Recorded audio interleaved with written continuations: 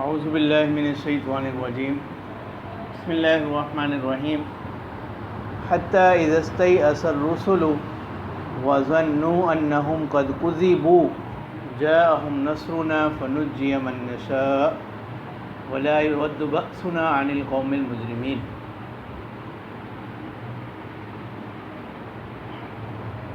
گزشتہ آیات میں اللہ تعالیٰ نے فرمایا تھا کہ ہم نے اکثر جو رسول ہیں وہ ایک تو مرد بھیجے اور دوسرا ہے کہ وہ بستیوں کے رہنے والے لوگ، تو اس کی وجہ اکثر مفسرین نے بیان کی کہ جو جنگلوں میں رہنے والے لوگ ہوتے ہیں نا اس سے سخت دل ہوتے ہیں، اس وجہ سے اللہ تعالیٰ نے آبادیوں میں رہنے والے لوگوں کو پیغمبر بنایا۔ پھر دوسری وجہ یہ بھی کہ وہ لوگ بھی ان سے جلدی مانوس ہو جاتے ہیں اور وہ لوگوں کی نفسیات کو، ان کی کیفیات کو بھی سمجھتے ہوں۔ اور دوسری بات اس آیت میں یہ بتلائی گئی تھی کہ تمام جو رسول ہیں وہ اللہ تعالیٰ نے مردوں کو ہی بنائے، عورتوں کو نبوت نہیں دی، اور جن عورتوں کی طرف یا ان کا خصوصی طور پر قرآن مجید میں تذکرہ کیا گیا تو وہ ان کے نیک صالح ہونے کی طرف اس چیز کو مد نظر رکھتے ہوئے، ٹھیک ہے، ورنہ نبوت ان کو نہیں دی۔ جیسے امرات فرعون، حضرت موسیٰ علیہ السلام کی جو والدہ ہیں، اور حضرت مریم علیہ السلام، ان کا جو تذکرہ ہے خاص طور پر وہ ان کی بزرگی کو بتلا رہا ہے، ان کی عظمت کو بتلا رہا ہے۔ اب یہ جو آیت مبارکہ ہے حتی اذا استیأس الرسل، تو یہاں امہلو فعل مقدر ہے، امہلو یعنی نافرمان قوموں کو مہلت دی گئی یہاں تک کہ جب رسول نا امید ہو گئے، وظنوا انہم قد کذبوا، اور انہوں نے گمان کر لیا کہ وہ قیاس میں غلطی پر، قیاس میں غلطی پر مطلب یہ ہے کہ انہوں نے جو یہ اندازہ لگایا نا کہ اس فلاں وقت پر اس قوم پر عذاب آ جائے گا، اس وقت میں عذاب نہیں آیا، اس گمان میں، اس اندازے میں وہ کس پر غلطی، اور اجتہادی غلطی کا انبیاء سے واقع ہو جانا یہ کوئی نبوت کی منافی نہیں، شان نبوت کی منافی نہیں۔ البتہ عام شخص کے اجتہاد میں اور انبیاء کے اجتہاد میں فرق یہ ہوتا ہے کہ اللہ تعالیٰ نبی کے اجتہاد کو جو ہے وہ اس کو خطا پر باقی نہیں رکھتا، اس کی کیا کر دی جاتی ہے، اس کی یعنی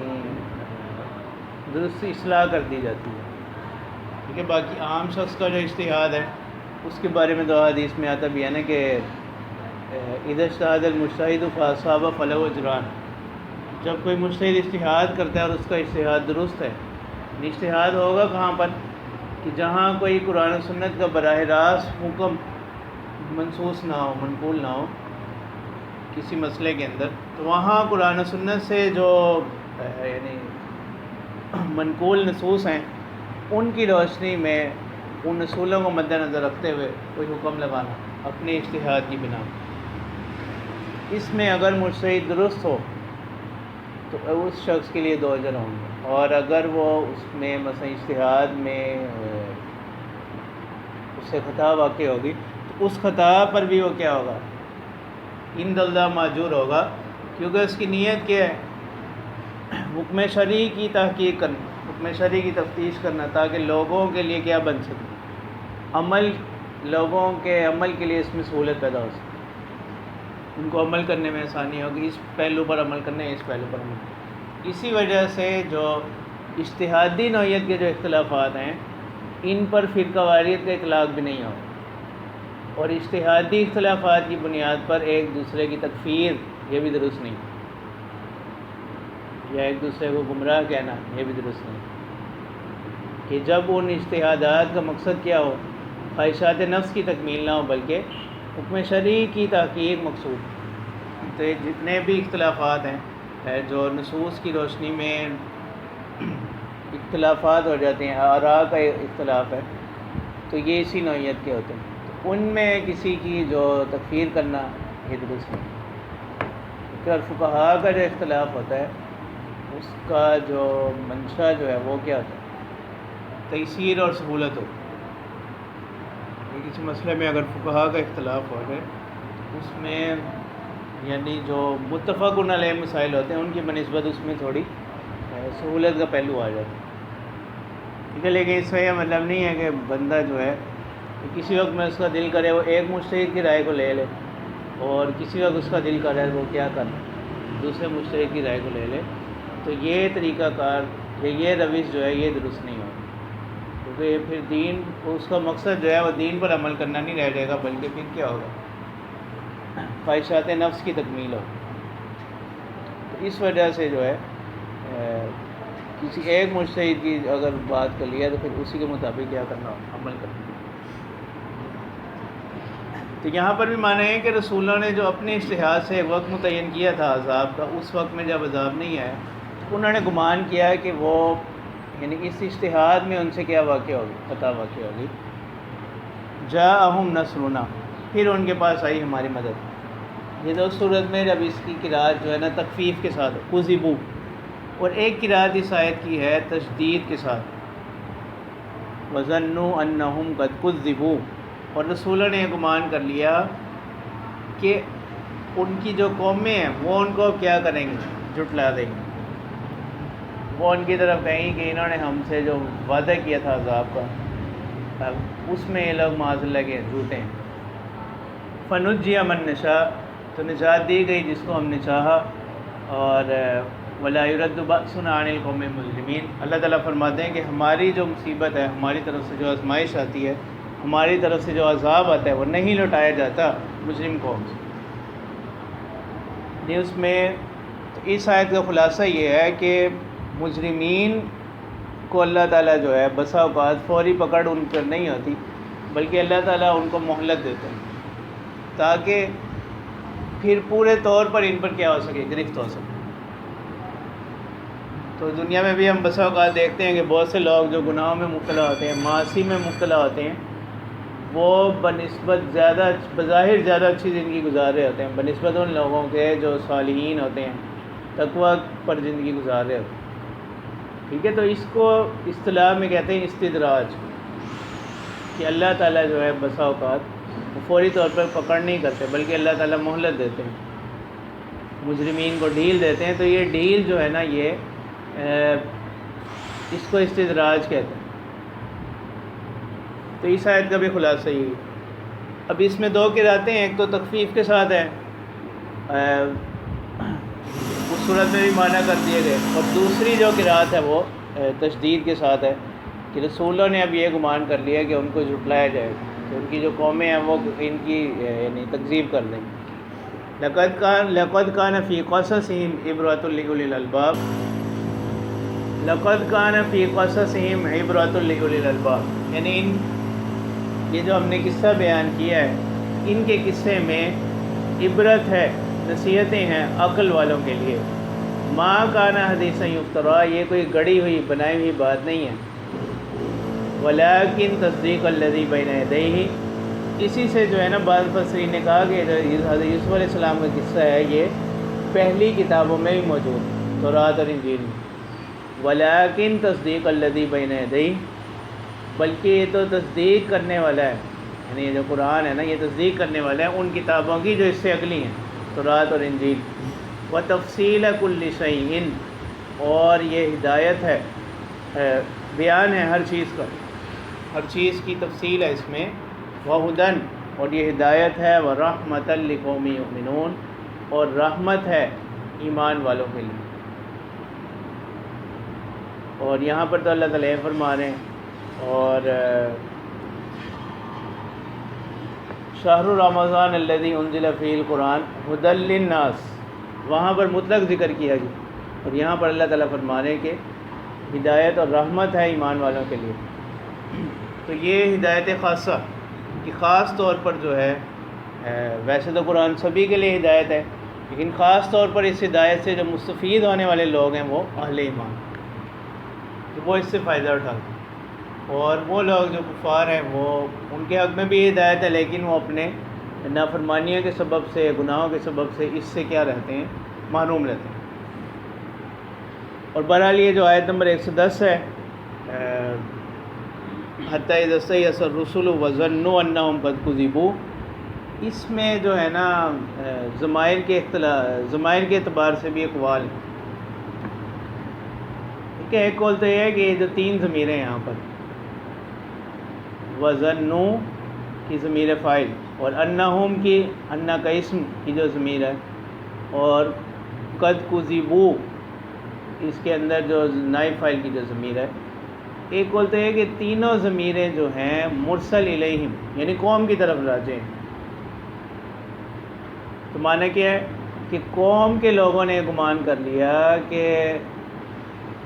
ان سے جھوٹ کہا گیا، تو یہ معنی ہے۔ تو یعنی اب یہاں کذب کی نسبت جو ہے وہ انبیاء کی طرف نہیں ہوگی، بلکہ یعنی قوم کے لوگوں نے ایسا گمان کیا کہ ہم سے یہ جو بھی بات کہی گئی تھی وہ صحیح نہیں تھی۔ ٹھیک ہے، یہ شاہ ولی اللہ رحمہ اللہ اور قدیم مفسرین میں جو ہے طبری رحمہ اللہ وغیرہ وہ اسی کے قائل ہیں کہ یہ تینوں ضمیریں جو ہیں یہاں پر مرسل الیہم یعنی قوم کی طرف راجع۔ اور ایک قول یہ ہے کہ تینوں ضمیریں جو ہیں یہ رسولوں کی طرف راجع ہیں، تو پھر اس صورت میں معنی وہی ہوں گے جو ہم نے کیے ہیں کہ رسولوں نے یہ گمان کیا ہے کہ یہ اس تعیین کے اندر وہ کس پر ہیں، غلطی پر۔ جیسے انہوں نے کہا نا کہ فلاں وقت میں عذاب آ جائے گا، جب نہیں آیا تو انہوں نے پھر یہ گمان کیا اس تعیین کے اندر ہم سے کیا واقع ہوگا، غلطی واقع۔ تو اس صورت میں بھی کوئی چیز یعنی عصمت نبوت کے منافی نہیں، شان نبوت کے منافی نہیں ہے کوئی بات بھی، اگر یہ بات لی جائے۔ اور اسی پر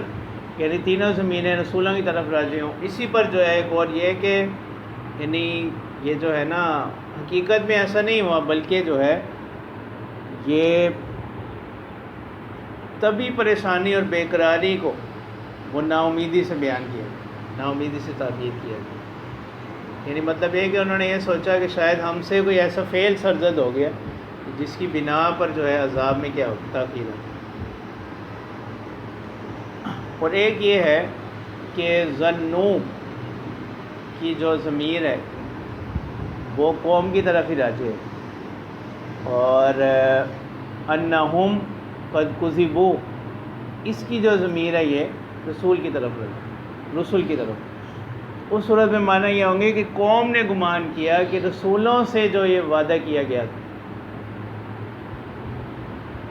وہ اس میں وہ کیا ہوگا، معاذ اللہ وہ کیا جھوٹ ہے۔ اس صورت میں یہ اس کا ترجمہ بنے گا۔ تو بہرحال خلاصہ یہ ہے کہ یہاں پر دو قرأتیں ہیں، ایک بالتخفیف ہے اور ایک بالتشدید۔ کہ تخفیف کی صورت میں تو یہ ضمائر انبیاء کی طرف ہی راجع ہوں گی، اس صورت میں جو ایسے معنی جس میں جو شان نبوت کی بھی منافی نہیں ہے، وہ بہرحال یہی بنتے ہیں کہ انبیاء سے تعیین عذاب میں انہوں نے سمجھا کہ ہم سے کیا واقع ہوگا، اس اجتہاد میں ہم سے خطا ہوگا۔ اور تخفیف کی صورت میں انہوں نے یہ گمان کیا کہ اب ان کی جو قوم ہے وہ ان کو کیا کرے گی، ان کی قوم میں ان کی تکذیب کریں گے، ان کو جھٹلائیں گے۔ تو یہاں تک جو ہے یہ آپ کی سورہ یوسف مکمل ہو گئی، اور اس قصے کے اندر جو ہے یعنی بہت سی عبرتیں ہیں اور نصیحتیں ہیں عام لوگوں کے لیے بھی، کہ اس میں بنیادی بات یہ ہے کہ ہر وقت جو ہے وہ ہمیشہ ایک سا نہیں رہتا۔ ٹھیک ہے، جیسے اللہ تعالیٰ فرماتے ہیں ان مع العسر یسرا، کہ ہر تنگی کے بعد، ہر آزمائش کے بعد آسانیاں آتی ہیں، یعنی وقت ہمیشہ ایک سا نہیں رہتا۔ تو اس لیے انسان کو جو ہے کسی بھی وقت اللہ تعالیٰ کی رحمت سے مایوس نہیں ہونا چاہیے۔ اور دوسرا اس کے اندر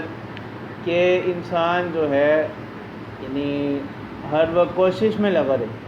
اور اپنی سستی کو یا اس چیز کو کہ شیطان نے اس کو گمراہ کر دیا ہے، اس چیز کو عذر نہ بنائے، بہانہ نہ بنائے، کیونکہ انسان جو ہے وہ ہر لمحہ کوشش کرتا رہے، اس کی کوشش جو ہوگی وہ لغو اور رائیگاں نہیں جائے۔ ٹھیک ہے، پھر اس میں خاص رسول اللہ صلی اللہ علیہ وسلم کو بھی یہ پیغام ہے جو اس سورہ سے بظاہر معلوم ہوتا ہے کہ جس طرح یوسف علیہ السلام کو اللہ تعالیٰ نے ایک بالکل گمنامی سے کس مقام تک پہنچا دیا، اسی طرح تو اس میں آپ صلی اللہ علیہ وسلم کے لیے بھی تسلی یہ ہوئی کہ جس طرح آپ کی تکذیب ہوئی، آپ کو جھٹلایا گیا، آپ کی دعوت کا انکار کیا گیا، اسی طرح ایک وقت ایسا آئے گا کہ اللہ تعالیٰ آپ کو یعنی اسلام کو غلبہ عطا فرمائیں گے اور آپ کو بلند مقام عطا فرمائیں گے۔ اس کو کہتے ہیں تفسیر اشاری، ٹھیک ہے، جو اس آیت سے اس صورت سے مجموعی طور پر ایک چیز معلوم ہوتی ہے کہ وہ یہ کہ اس میں رسول اللہ صلی اللہ علیہ وسلم کو بھی تسلی دی گئی کہ آپ کے ساتھ بھی جو معاملات ہیں، کیونکہ مکی دور کی یہ صورت نازل ہوئی ہے، تو یعنی ہمیشہ ایسے حالات ہی نہیں رہیں گے، یعنی ایک وقت آئے گا کہ اللہ تعالیٰ آپ کو غلبہ عطا فرمائیں گے۔